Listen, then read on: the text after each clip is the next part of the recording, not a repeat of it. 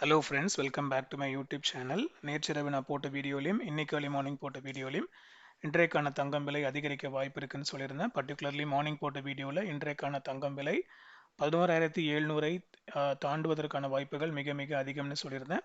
அதே போல் நேற்று அக்டோபர் 13 தங்கம் விலை 1 கிராம் 22 கேரட் ஆபரண தங்கத்தின் விலை 11,580 இருந்து அப்படியே ஒரு ஸ்டீப் ஜம்ப் எடுத்து 11,825 என ஒரு புதிய உச்சத்தை எட்டியுள்ளது.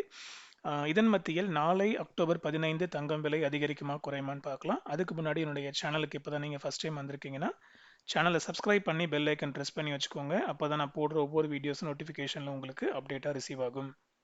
இன்னைக்கு முக்கியமாக சொல்லணும் அப்படின்னா சில்வர் வந்து ஒரு கிலோவுக்கு 2 லட்சம் தாண்டி இருக்கு. ஸோ பெர் கிராமுக்கு 206 வந்து தாண்டி இருக்கு. அதுவும் வந்து டே பை டே ஒரு புதிய உச்சத்தை கொடுத்துக்கிட்டு இருக்கு. ஸோ ரீசெண்டாக சில்வர் மத்தியில் சில்வர் இன்வெஸ்ட்மெண்ட்டில் மக்கள் மத்தியில் ஒரு பெரிய ஆர்வம் வந்து நடந்துகிட்டு இருக்கு. ஒரு சூழ்நிலை அந்த மாதிரி போயிட்டு இருக்கு. பட் இருப்பினும் வந்து ஒரு சில மக்கள் வந்து இதில் வந்து சில்வரில் ஆர்வம் காட்டாமல் இருக்காங்க. அதற்கான ரீசன் வெரி வெரி வேலிட் தான்.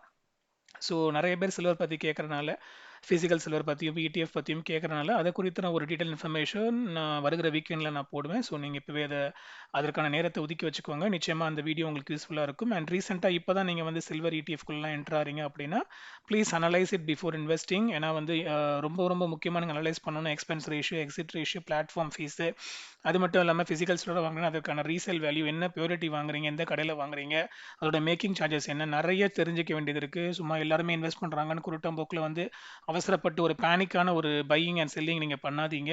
அது சில்வர்னு கிடையாது, அது கோல்டாக இருக்கட்டும், எதுவாக கூட இருக்கட்டுமே வந்து பார்த்தீங்கன்னா ஆற்றுல போட்டாலும் அளந்து போடுன்னு சொல்லுவாங்க. ஸோ வந்து ரொம்ப ரொம்ப ஒரு பேனிக்காக ஏதாவது பண்ணணும்னு சொல்லி அவசரப்பட்டு ஏதாவது கையில் இருக்கிற காசெல்லாம் கையில் இருக்கிற எண்ணத்தெல்லாம் இன்வெஸ்ட் பண்ணணுமோ எல்லாத்தையும் மொத்தமாக இன்வெஸ்ட் பண்ணலாம்.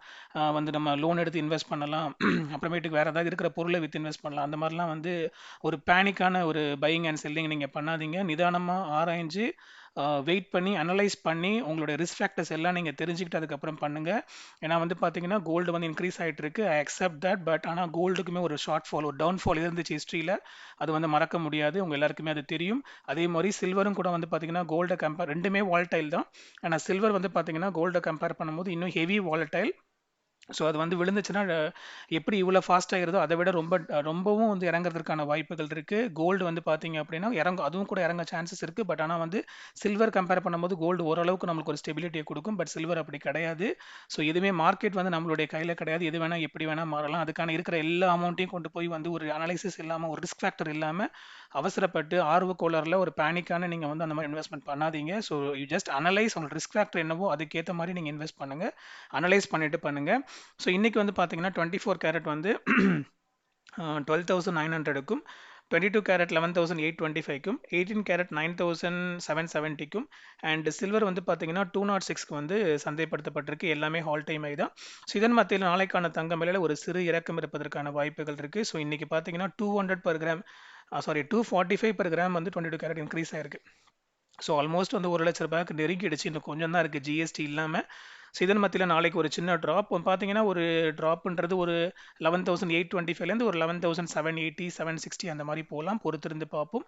இருப்பினும் இதை பற்றிக்கு நைட்டு ஸ்டேட்டஸ் தான். அடுத்த அப்டேட் ஆஸ் யூஷுவல் நாளை காலையில் மார்க்கெட் ஃபிக்ஸிங்க்கு முன்னாடி கொடுப்பேன். அந்த இன்ஃபர்மேஷன் உங்களை ரீச் ஆகிறதுக்கு மறக்காமல் என்னோட யூடியூப் சேனலுக்கு சப்ஸ்கிரைப் பண்ணி பெல் ஐக்கன் ப்ரெஸ் பண்ணி வச்சுக்கோங்க. அதோடு என்னுடைய கோல்டு ரேட் ப்ரொடிக்ஷனுக்கான இன்ஸ்டாகிராம் அக்கௌண்ட் லிங்க் நான் டிஸ்கிரிப்ஷனில் கொடுத்துருக்கேன். ஒருவேளை நீங்கள் இன்னும் அந்த இன்ஸ்டாகிராம் அக்கௌண்ட்டை ஃபாலோ பண்ணலாம், டிஸ்கிரிப்ஷனில் இருக்க லிங்கை செக் பண்ணி இன்ஸ்டாகிராம் அக்கௌண்ட்டை ஃபாலோ பண்ணிக்கோங்க. அடுத்த வீடியோவில் பார்க்கலாம் மக்களே. டெஃபினெட்லி மார்னிங் நீங்கள் சேனலை மானிட்டர் பண்ணுங்கள். அப்போ தான் உங்களுக்கு முழுமையான பயன் கிடைக்கும். அதோடு கூட உங்களுடைய ஃபேமிலி அண்ட் ஃப்ரெண்ட்ஸுக்கு இந்த சேனலையும் இன்ஸ்டாகிராம் அக்கௌண்ட்டையும் ஷேர் பண்ணுங்கள். தேங்க்யூ.